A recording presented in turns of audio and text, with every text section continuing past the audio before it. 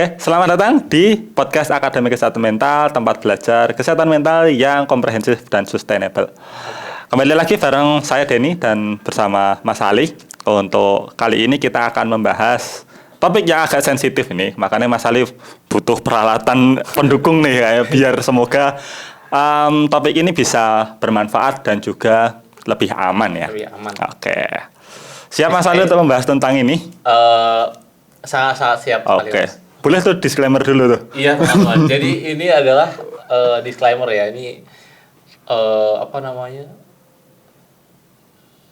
siaran yang kita lakukan pada tanggal 21 ya Mas ya. 21 Juni 2026.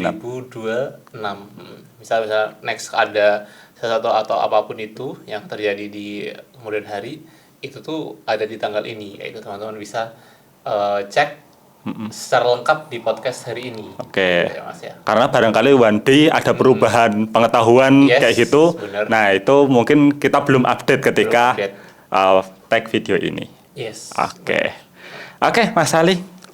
Kita mau membahas tentang yang sedang marak di akhir-akhir ini, yaitu tentang LGBT.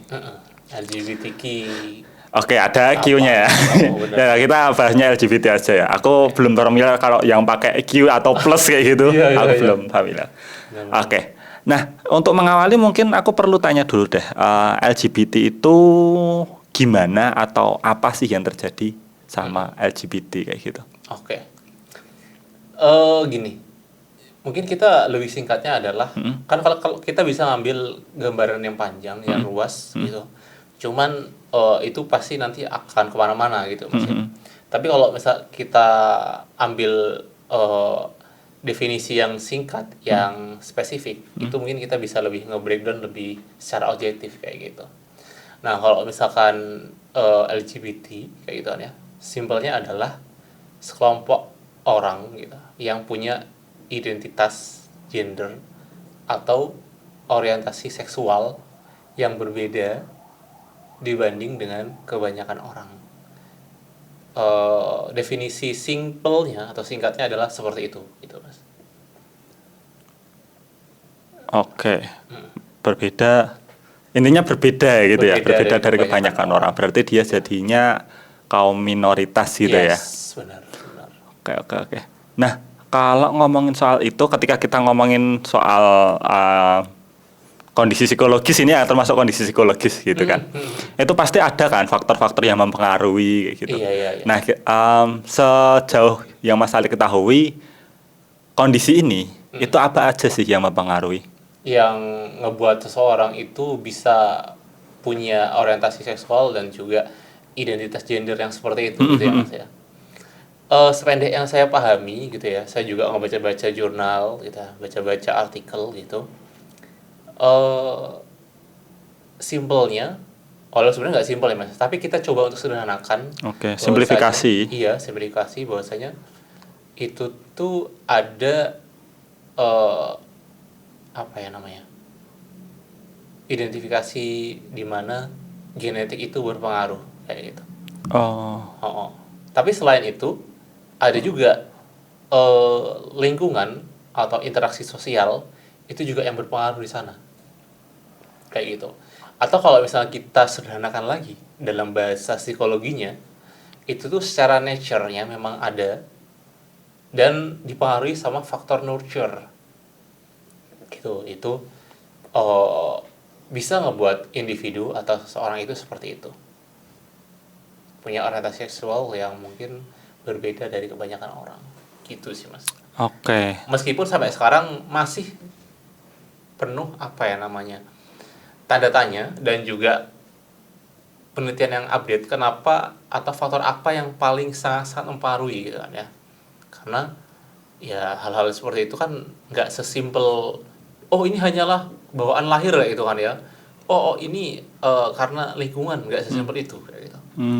Gitu. Jadi barangkali next ada temuan-temuan dari penelitian ya kita bisa update lagi kayak gitu. Tapi sementara yang kita bisa kasih informasinya adalah faktor nature dan juga nurture-nya itu. Oke. Mungkin kalau orang-orang psikologi familiar dengan faktor internal dan faktor eksternal gitu ya. Iya, benar. Nature-nya benar. sama nurture-nya. Oke. Semoga nanti bisa dapat ya pengetahuan tentang apa sih yang lebih berpengaruh kayak gitu. Yes, benar. Itu masih update soalnya. Dan belum berhenti juga ya sampai sekarang ya. Belum berhenti. Cuman kan kondisi ini mungkin bagi beberapa orang jadi memiliki stigma tertentu gitu, jadi yang bikin nggak nyaman. Nah, ini kita ngomongin soal itu dulu deh. Kadang-kadang secara unpredictable atau mungkin udah tahu sejak awal, orang di sekitar kita, mungkin bagi teman-teman nanti yang lihat nonton podcast ini, mungkin mencurigai orang terdekatnya itu mengalami kondisi ini kayak gitu. Nah, kira-kira apa sih yang perlu mereka atau perlu kita lakukan ketika kita mencurigai atau bahkan mungkin sudah mengetahui bahwa orang terdekat kita itu mengalami kondisi ini gitu. Oke. Jadi apa yang harus kita lakukan kalau misalkan kita menemukan orang terdekat kita yang kita curigai dia punya orientasi seksual atau gender yang berbeda gitu. Sebenarnya ini juga nggak mudah untuk semua orang ya Mas ya. Nggak semua orang bisa ngelakuin ini gitu. Karena kita kan masih ini ya Mas. Nilai sosial keagamaan itu tuh masih kuat gitu. Jadi kalau misalnya ada orang-orang yang mungkin mohon maaf LGBT kayak gitu, mereka masih kebanyakan kayak takut, khawatir, merasa nggak nyaman kayak gitu. Tapi itu juga nggak salah, mereka nggak salah gitu. Nah, hal yang harus kita lakukan sebenarnya nggak jauh-jauh dari kita tetap tidak menghakimi dia sih, kayak gitu. Tidak menghakimi dengan apapun orientasi sosialnya dan juga identitas gendernya apa kayak gitu. Terus yang kedua, kita perlu untuk memisahkan antara hubungan personal dan juga nilai kita kayak gitu. Jadi ya udah kita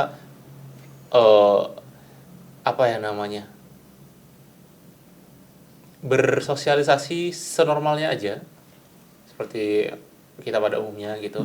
Dan kita nggak perlu untuk ngebawa nilai kita ke mereka kayak gitu. Karena jangankan dengan orang yang jelas berbeda, kita dengan saudara kita atau dengan orang lain juga punya value yang beda atas apapun itu kayak gitu. Jadi iya pada intinya tetap ini aja ya komunikasi. Hubungan itu tetap berjalan seperti biasa aja. Yes. Terus kemudian lebih ke arah kayak apa ya? Ya udah kita memandang mereka itu manusia dewasa yang memiliki pilihannya sendiri gitu benar, ya. Setuju. Let them teori nih. Let them teori. Oke. Nah, mungkin ada nggak sih atau Mas Ali kan sejauh ini mungkin pernah juga punya klien-klien kayak gitu. Nah, ada nggak sih? Ini mungkin gambaran umum ya, bukan spesifik.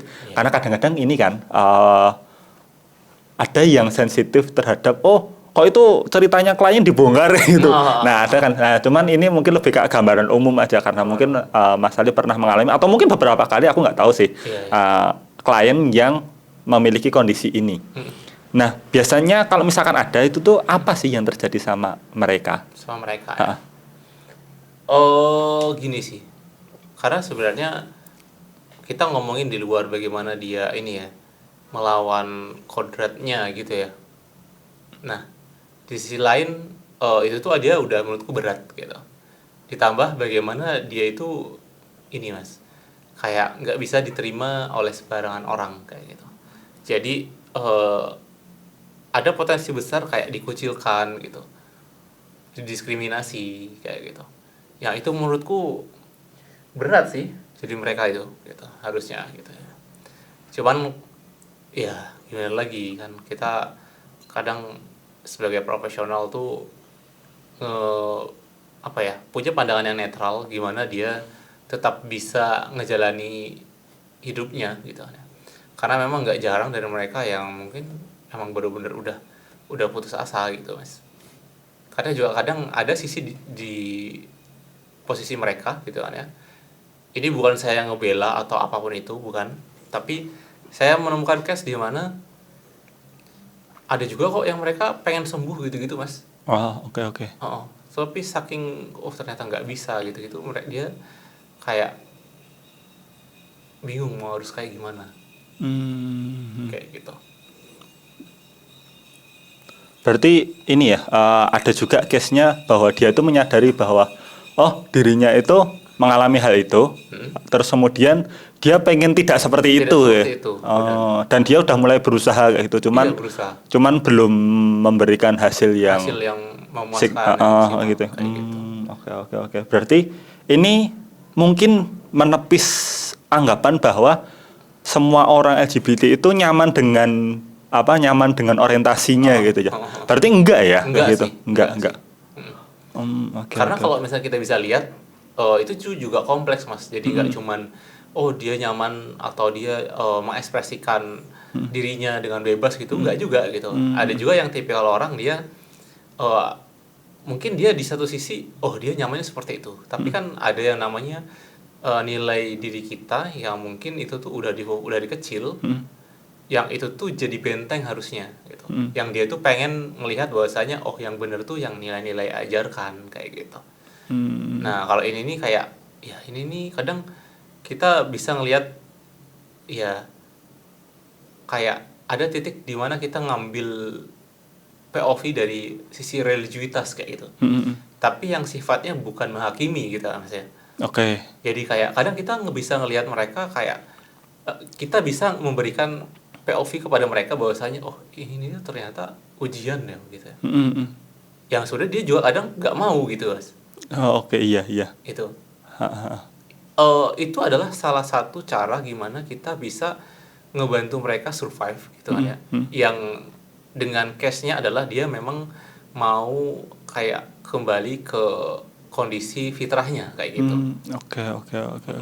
Ya kadang kita perlu ngasih nilai-nilai kayak ya ini kita apresiasi dia gitu ya. Terus kita perlu melihat POV atau membantu POV bahwasanya ya ini tuh emang ujian gitu bisa dibilang gitu. Karena ya mungkin setiap orang ujiannya beda-beda gitu ya mas ya. Iya, benar. Gitu.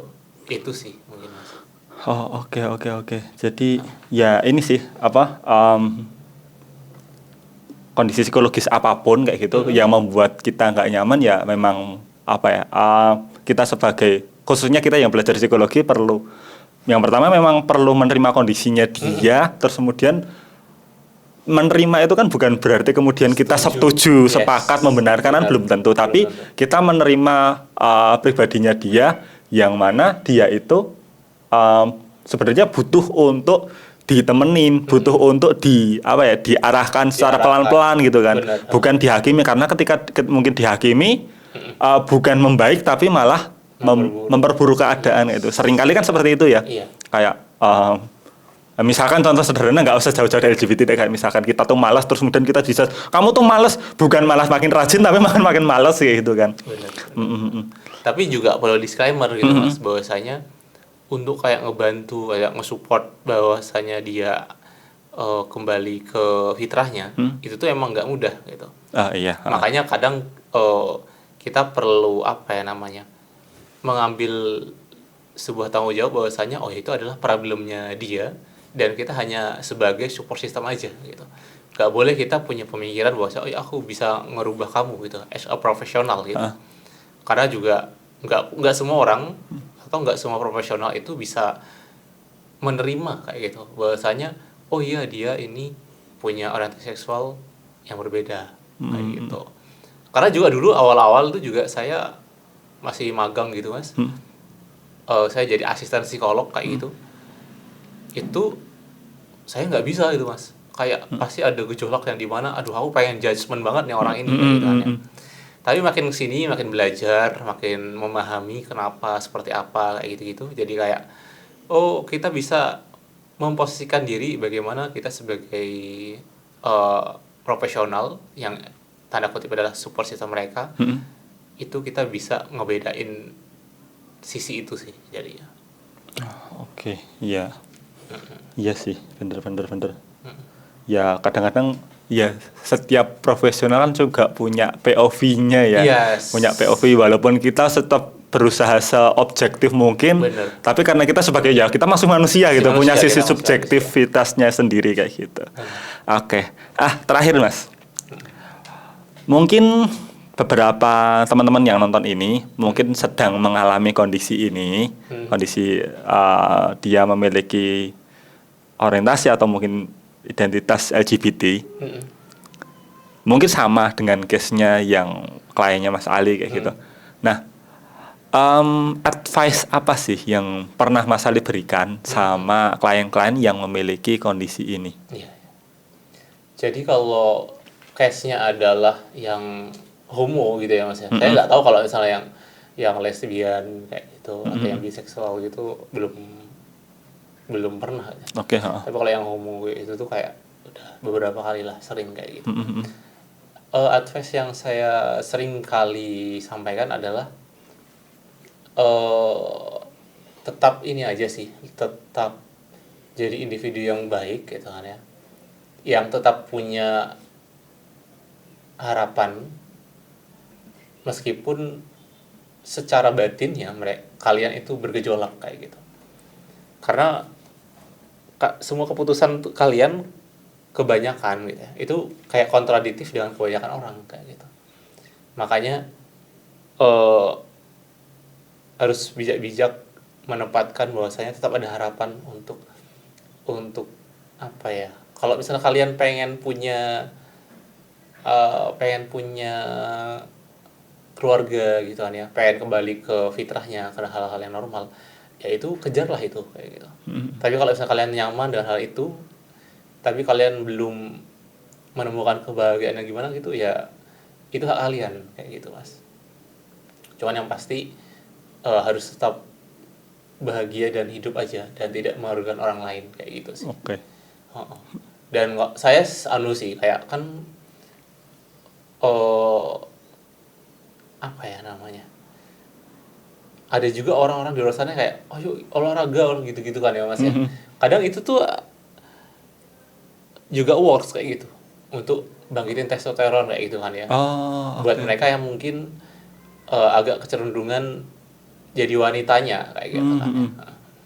Tapi kadang di sisi lain kayak itu juga nggak berpengaruh apapun kayak gitu. Jadi mungkin advice-nya adalah lebih kepada gimana kalian ngebawa diri supaya nggak merugikan orang lain dan juga diri sendiri. Oke. Tadi aku garis bawahi 3 tuh bagus. Tetaplah hidup, bahagia dan tidak merugikan orang lain. Iya. Olahraga bisa jadi opsi. Bisa jadi opsi. Meskipun itu nggak untuk semua ya Mas ya. Ya kita tahu semua semua teknik self healing self healing itu ya cocok-cocokan gitu kan. Ada banyak teknik tapi nggak semua orang cocok dengan teknik yang sama. Benar. Oke. Sebelum kita akhiri ada yang mau disampaikan dulu Mas Ali? Sejauh ini cukup sih, mungkin buat teman-teman yang pengen diskusi boleh juga langsung DM aja atau komen di channel ini kayak gitu sih Mas. Oke. Ya. Baik, Mas Ali, thank you untuk advice, untuk insight POV-nya juga. Dan semoga video ini bisa membawa manfaat buat teman-teman yang nonton video ini. Dan see you di video berikutnya. Cheers. Halo guys.